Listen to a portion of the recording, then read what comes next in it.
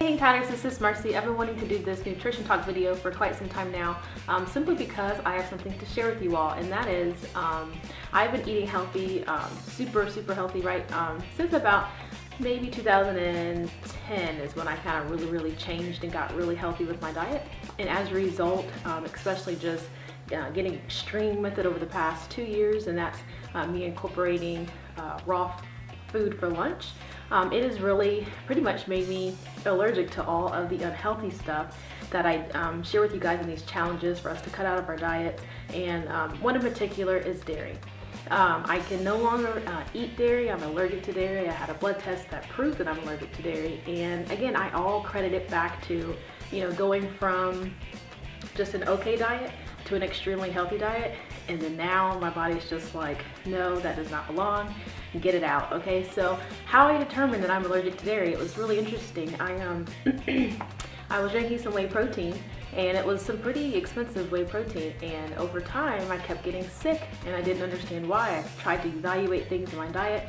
I was cutting everything out except for my whey protein shake in the morning after my workout, and eventually I cut that out, and that was the cause of it. As a result, I went to the doctor, said, hey, I need an allergy test done to see what is my allergies. And I already knew that nuts. So nuts are definitely at the top of my list. Cashews are way up there. Cashews will really make me just destroy my body. Cashews and almonds and certain peanuts are really allergic for me. The only nut that I know that I can eat are walnuts. So walnuts are really good, and I eat them when I can, but I'm still very cautious. And I can't eat any old walnut. It still has to be a walnut that is organic, that is not processed, and all that other fun stuff. So nuts is at the top of my list, then dairy. Dairy is the number 2 thing that I'm allergic to. And I can really see that I'm allergic to dairy. I mean, now I can go eat a pizza, and after I eat all that cheese, I really don't feel the best. And not only that, I see the bloating in my lower abdominal area within, like, by the next morning. I look disgusting. I look, a little puffy, and I don't feel well either. It makes me feel terrible. And again, I've always shared with you all that dairy is mucus forming, and it's just really clogs up your body. You don't want to put dairy in your diet at all. And I had cut it out for 2 years, and my cheat meals from time to time, I've been getting burgers and getting things that have cheese, including pizza, and it's just been making me sick. And particularly the whey protein. Most people don't know, but the base of whey protein is low-fat milk. And that was the number 2 thing that I'm allergic to. As a result, I can no longer drink whey protein, which is interesting, and that's why I promote Vega 1, Vega Sport so much, because it's dairy-free, gluten-free, all that good stuff. Okay, and that leads me to the 3rd thing that I'm allergic to, which is wheat. And wheat is not good either. A lot of you have probably read the book Wheat Belly, and you will see all of the effects that wheat can do. Now, wheat is hard to stay away from because wheat is all over our diets. It's almost impossible to get rid of. Now, I'm not to the point where I'm gonna tell you all that I am gluten-free, I'm doing all this gluten stuff. I'm not there yet. It doesn't extremely make me sick. I can go eat a piece of wheat bread and be fine. But I do try and cautious the amount of wheat that I put into my body. So what I'm focusing on now is just the dairy. With my cheat meal, I might have to get a hamburger, but say leave out the cheese. I might have to eat a pizza once a month versus, once a weekend for my cheat meal. Okay, so it's just really interesting. I find it phenomenal simply by changing my diet over the past 2 years to extremely healthy, that my body now says that food does not belong. Now, just so you all know, I just got a smoothie maker, as some of you know, and now I put these ingredients in, and you might be thinking, gosh, she never uses nuts. She never puts yogurt in there, and that's why. I'm allergic to certain things, and obviously I'm not going to make a smoothie that has it. And that was another thing. I ate some Greek yogurt, and it made me so sick. I could not believe it. 2 years ago, I was eating Greek yogurt, even though I was eating healthy. I was incorporating plain Greek yogurt into my diet. I recently had it, maybe last month, and I was on the floor, like, super sick. Okay, so it's just super interesting to really be in tune with your body. I would never have known that how food can affect me unless I change my diet. And again, I try to be extremely strict with my diet so that I can learn. I know my body very well, and it's just interesting. I call my body an experiment. I know what my body does like, I know what my body does not like, I know when I eat certain things, I know how I'm gonna feel, I know my energy levels, and it's amazing. So for me, in order to feel top notch, I have to drink a ton of water. I encourage you guys to drink a lot of water. My oatmeal has to be light, it has to be healthy. That's no bread, that's oatmeal, that's fruit.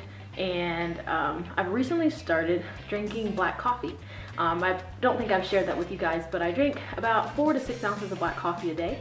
I do not add the sugar, I do not add the creamer, and I just have an extreme appreciation for coffee because by putting all that crap in there, you can't quite tell how your coffee tastes. And if you just leave it out, now granted, I only started off with about that much, you know, black coffee because it was super nasty, but now I have an acquired taste for it. And I think if you like dark chocolate, because it's a little bitter, you'll really, really like black coffee. So that's my new thing in the morning. I drink a little bit of black coffee just to get a boost, but I'm still drinking my loose leaf tea. You all know I drink green teas and black teas and herbal teas. I just rotate them all morning, each morning, because I love teas. I use my Libra tea glass on my website. You guys can get that, and it's just a great tea filter.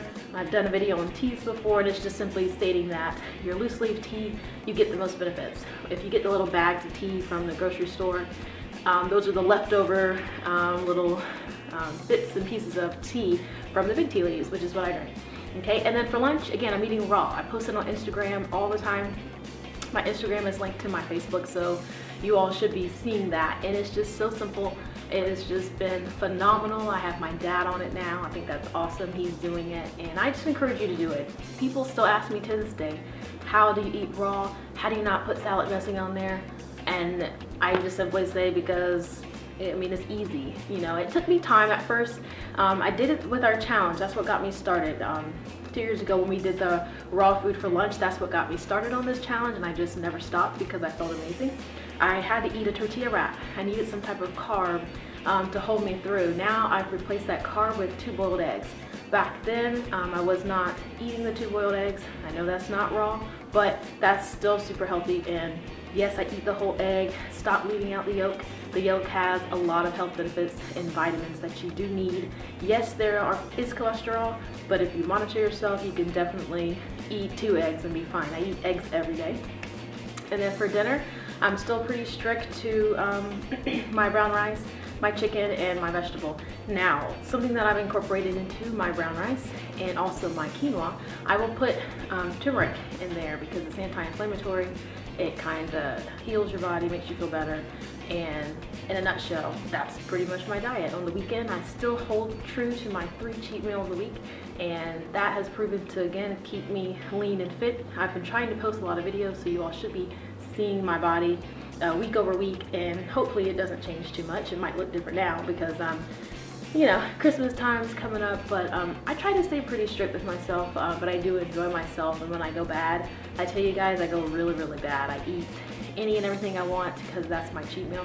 Just had a birthday, definitely ate pretty terrible for that. So anyway, just wanted to share with you all, if being in tune with your body is just huge. I've learned a ton, and I'm allergic to certain things, and I just wanted you guys to know, as I post stuff, if you wonder why I don't add certain stuff, that's why, but that doesn't mean that you cannot add something. One other thing that I just remember that I'm allergic to, which is very, very sad, is almond butter.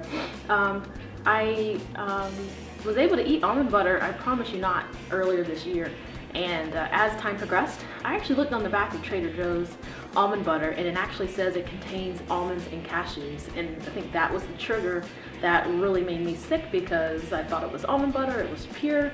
And if you read the label on the back, which I'm starting to do for everything that I eat, it has cashews in it, so that's not really almond butter in my opinion. Granted, is it really good? It's fabulous, but I cannot do it. And even peanut butter, in my smoothies, I can get by with maybe like half of a teaspoon of peanut butter, but I really have to be careful because even peanut butter makes me sick, and I just can't believe that because once again, earlier this year, I could eat peanut butter, eat peanut butter and jelly and be completely fine, and sometimes my body's just like, nope. So it's really interesting, and I miss those foods. It's just a bummer. I know some people that are allergic to shrimp and they can't eat shrimp because they're allergic, and I'm one of those people. I love, you know, putting almond butter into my oatmeal and into my smoothies, but I cannot do it, so that's unfortunate.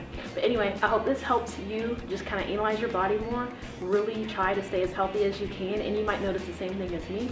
As you continue to eat healthy, you might not be able to eat those cheat meals that have the unhealthy things that you cut out. It's super interesting. So I'll see you guys later for our next video. Bye.